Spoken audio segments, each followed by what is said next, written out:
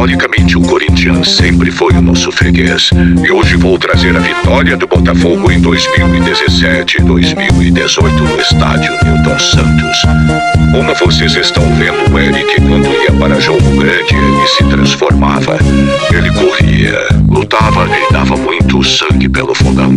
Tanto que o gol do jogo saiu de uma jogada dele. Saquem só, incrível. Botafogo tinha uma bola parada muito fatal nesses anos. O cara que se chamava nada mais nada menos que Lindoso, criticado em alguns jogos e elogiado em outros, fez o gol da vitória com um milagre espetacular do paredão Gatito Fernandes. Milagre de São Gatito! O Gatito solta a direita, vai evitar o gol de empate!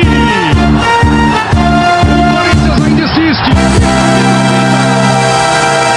Fim de jogo no Engenhão, Gatito desaba! A torcida levanta, o Botafogo vence! Alexandre de Oliveira. Obrigado, Cid Moreira. Agora vamos falar desse outro jogo aqui no estádio Newton Santos. Botafogo novamente mostra que a bola parada era sua arma por ter jogadores altos, e é assim que sai o primeiro gol do jogo, e também é assim que sai o segundo, com Igor Rabelo subindo no segundo andar e metendo essa. Final de jogo 2-1.